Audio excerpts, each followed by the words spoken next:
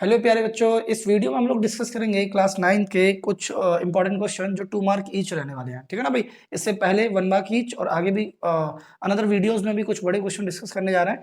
But पहले इस video को देखिए ध्यान से। इसमें पहला क्वेश्चन क्या है, और ये वो क्वेश्चन है या तो ये या इनकी तरह क्वेश्चन जो आपके पेपर में मिलने वाले हैं। तो ये क्वेश्चन आपको आना बहुत जरूरी है। ध्यान से देखना, थोड़ा स्पीड में चलेंगे। इसकी इस वैल्यू को हमें P अपॉन क्यू की फॉर्म में चेंज करना है। ठीक है ना। कैसे करेंगे, तो जो भी वैल्यू हमें चेंज करनी हो ना, उसे पहले क्या करो, x के बराबर मान लो। लेट x बराबर 0.35। जिस भी वैल्यू पर बार लगा हुआ करे ना, उसको बार बार लिख दो। मतलब 7 है तो उसे कई बार लिख दो और फिर डॉट डॉट डॉट लगा दो इक्वेशन 1। हर एक क्वेश्चन में यही करना है हमेशा।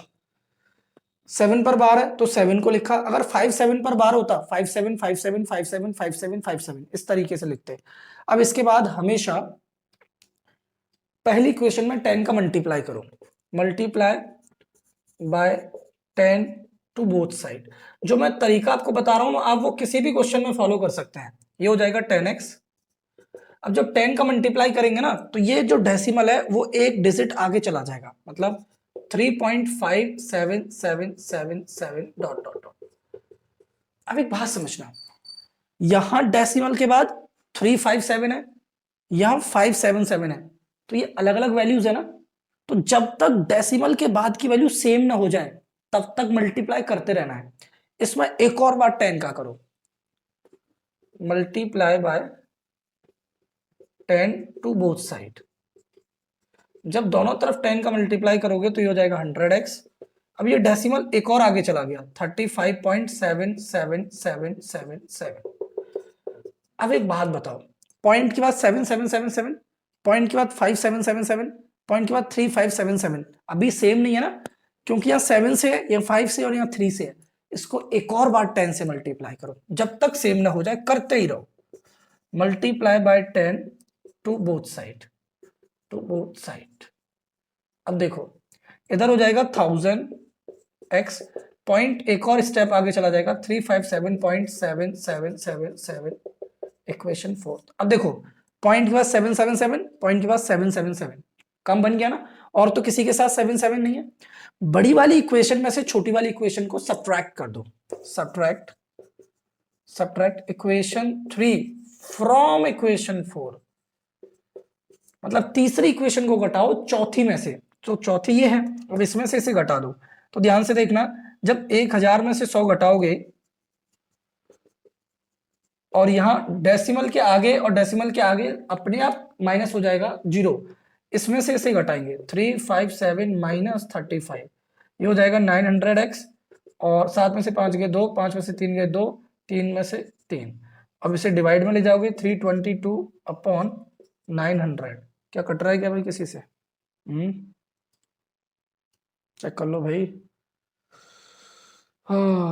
7 में से 5 गए तो 2 ही बचेंगे, 5 में से 3 गए तो 2। अब इसे काट दो भाई, 2 और 2 4 और 3 7, ये तो किसी में नहीं कटेगा। 2 से काट दो, चलो 2 से काटोगे 2 चौके 8, 2 पंजे 10, 0।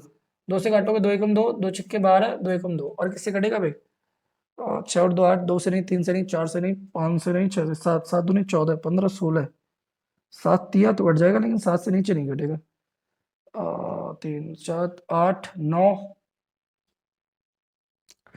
10 11, 11 से भी नहीं कटेगा। 12, 12 का स्क्वायर 144, कटेगा नहीं, प्राइम नंबर रह जाएगा। आगे देखो, अब इधर क्या करना है, if x plus 1 is a factor of this. अगर बच्चों x प्लस 1 इसका फैक्टर है ना, हमेशा याद रखना कि अगर ये वाली वैल्यू मतलब किसी का फैक्टर है या फिर कोई भी वैल्यू किसी का फैक्टर हो, तो जो वैल्यू फैक्टर होती है, जैसे यहाँ x प्लस 1 इसका फैक्टर है, तो आप x प्लस 1 को सॉरी x प्लस k को इक्वल्स टू 0 रखो। पहले तो ये लिखना, वी हैव गिवन, हमें गिवन है p ऑफ x, ये है पॉलिनोमियल ऑफ x, x की power 3 k x square minus 2x plus k plus 5।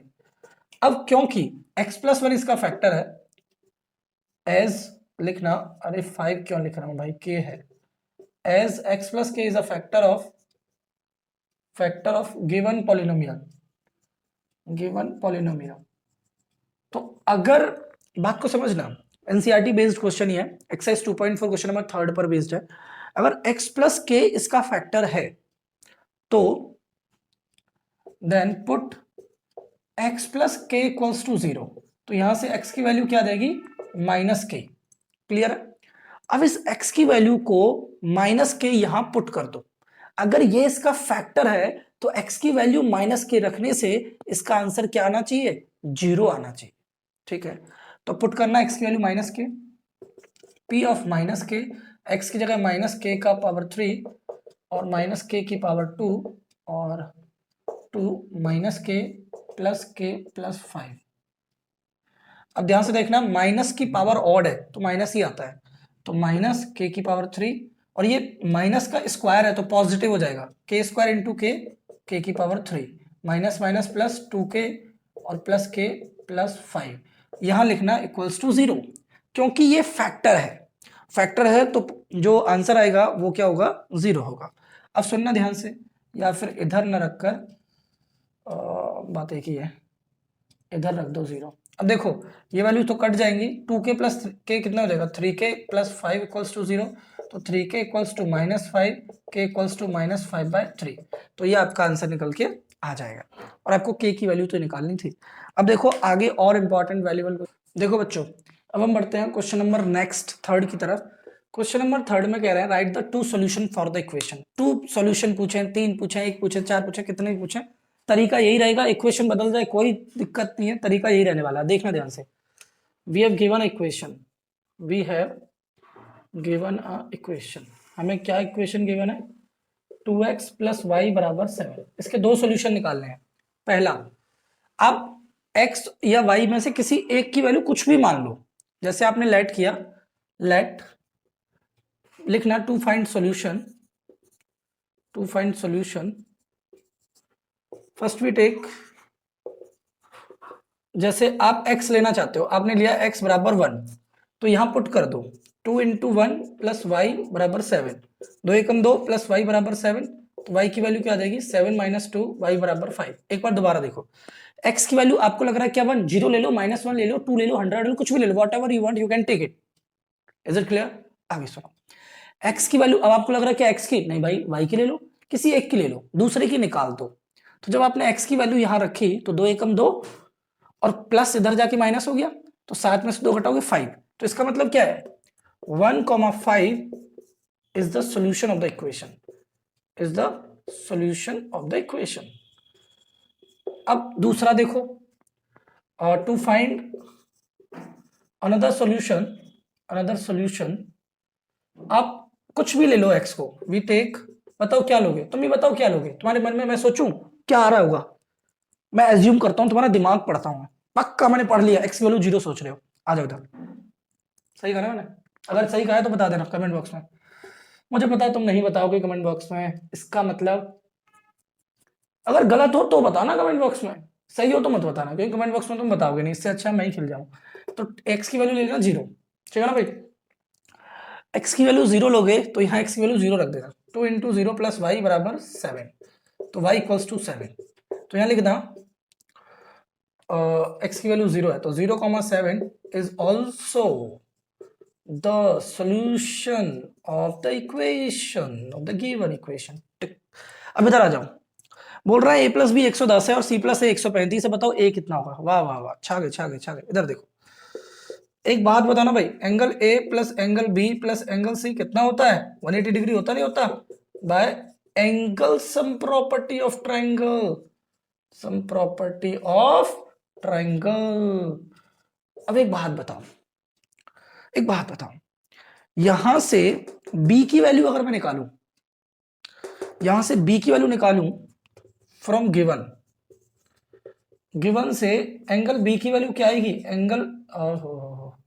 Angle b की वैल्यू क्या आएगी, ये माइनस का हो जाएगा 110 डिग्री माइनस एंगल a, और यहां से अगर मैं c की वैल्यू निकालूं तो ये माइनस का हो जाएगा इधर जाके 135 माइनस एंगल a। चेक कर लो, यहां से तो b की वैल्यू आ जाएगी, यहां से c की वैल्यू उठा के पटक दो, इसमें पटक दो, एंगल a ना, angle a plus angle b की वैल्यू कितनी है 110 degree minus angle a, angle c की वैल्यू कितनी है 135 डिग्री माइनस एंगल a, और ये हो गया 180। एक बार दोबारा चेक करो, ये a है, ये b है और ये c है।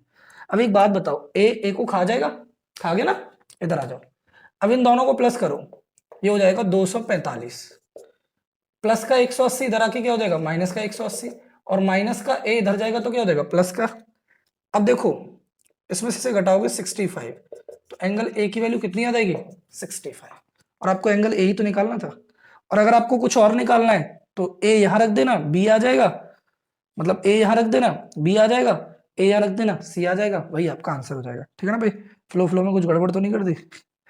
चलो नहीं है, सही है, 245 ही होगा और 180 होगा, ठीक है, सही है सही है।